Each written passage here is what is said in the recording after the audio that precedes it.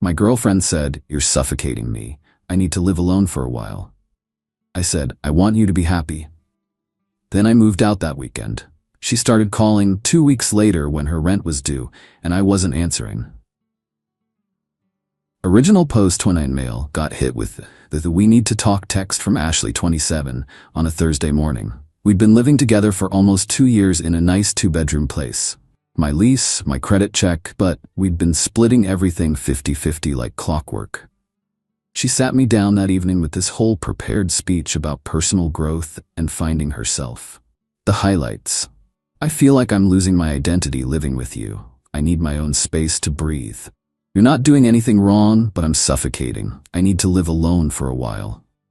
This isn't about us breaking up. I just need to rediscover who I am without someone always there."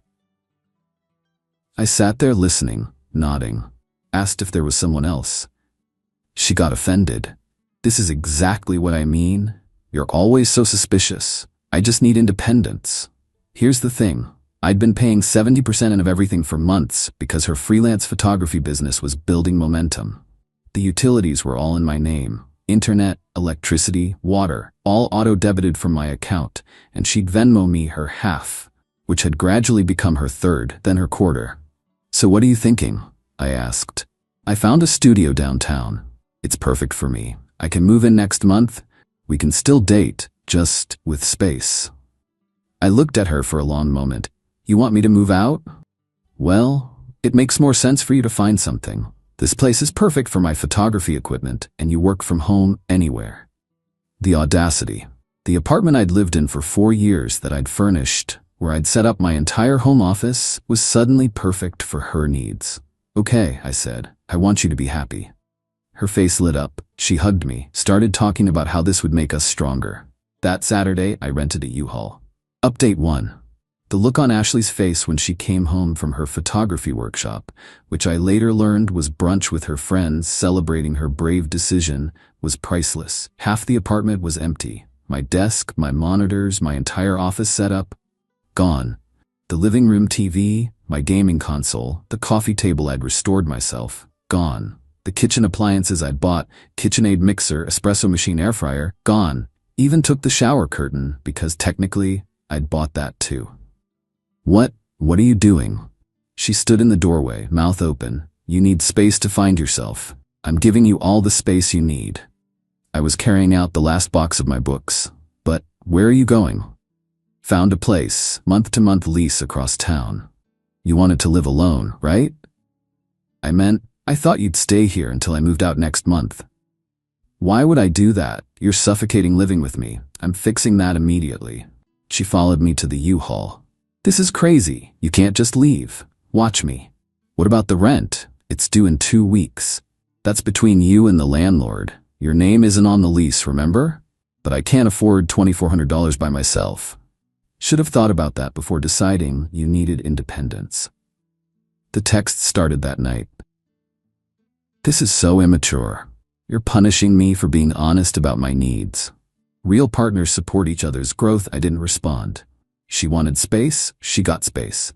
Sunday morning, I went back to get my mail and turn in my keys to the landlord. Explained I was breaking the lease, happy to pay the 2-month penalty. He was cool about it. Said he already had 3 applications for the place at $2,600. Ashley was there, had clearly been crying. "Please don't do this, let's talk." We talked. "You made your needs clear. I'm respecting them." I didn't mean right now. When someone tells you they're suffocating, you give them air immediately, not on their timeline. She tried another angle. "Where am I supposed to go?" "You found a studio downtown, remember? Perfect for your photography. That's not available until next month, and it's at $1,800. Sounds like a you problem." The utilities were set to disconnect in 5 days when the billing cycle ended. I'd already set up everything at my new place. Smaller, but mine. Monday, her mom called. "Daniel, sweetie, Ashley's very upset. Can't you two work this out like adults?" "We did, Patricia. She communicated her needs, I respected them. But she has nowhere to go. She has the studio she picked out, plus she wanted independence. That includes being independent from my housing and financial support."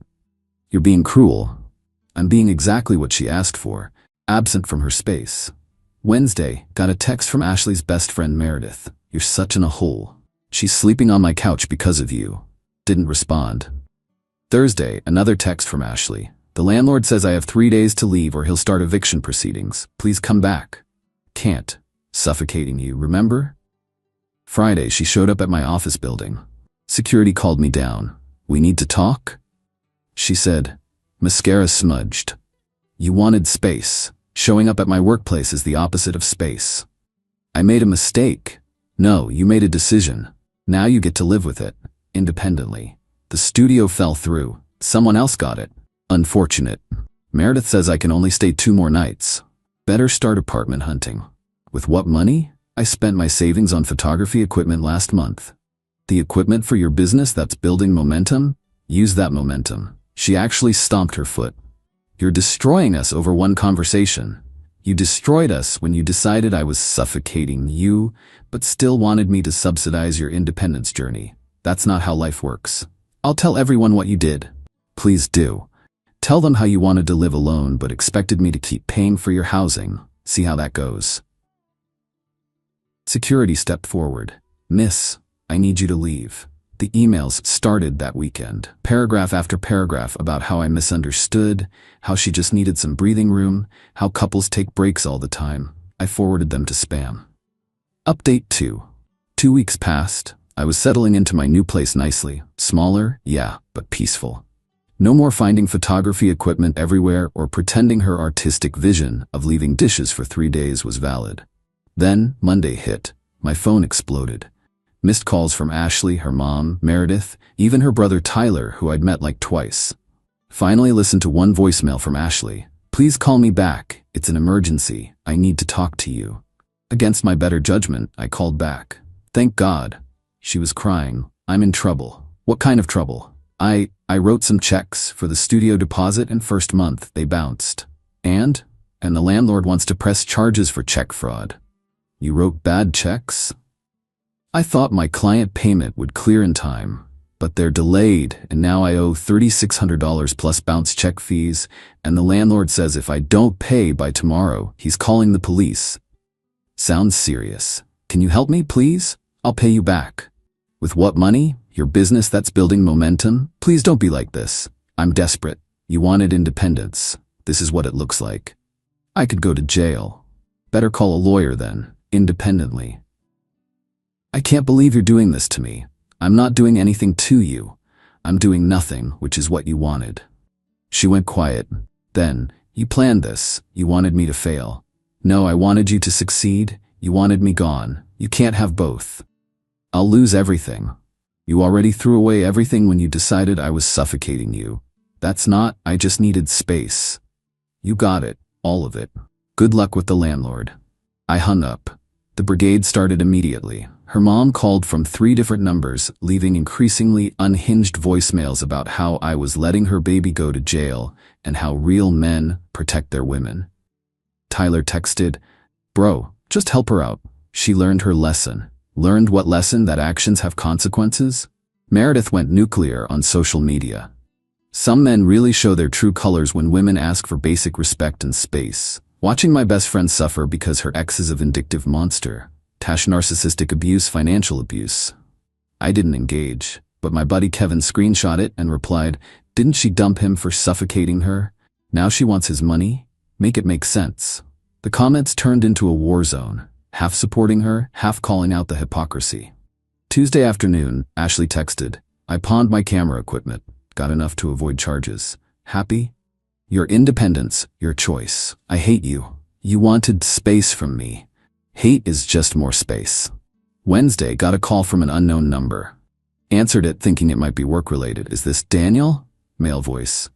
Who's this? Connor, I'm Ashley's friend. Friend, right? What do you want, Connor? Look, man, she's going through a rough time. Can't you help her out? Why don't you help her out, friend? We're not like that. Not like what? Together? Because her Instagram stories from 2 weeks ago suggest otherwise. Silence. Yeah, I know about you. The photography workshop, that was actually you two at brunch? The client meetings at your apartment?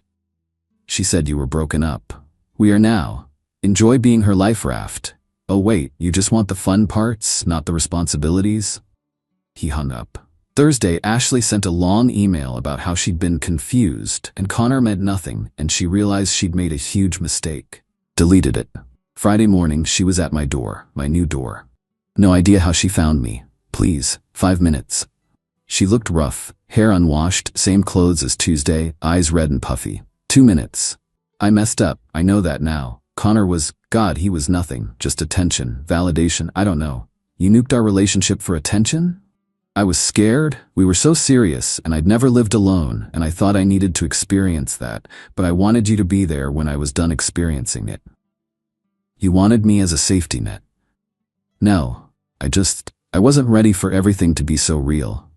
But ready enough to take my money? She flinched. I didn't think of it that way. You never thought at all, you just assumed I'd always be there, wallet open while you found yourself. I love you. You love what I provided.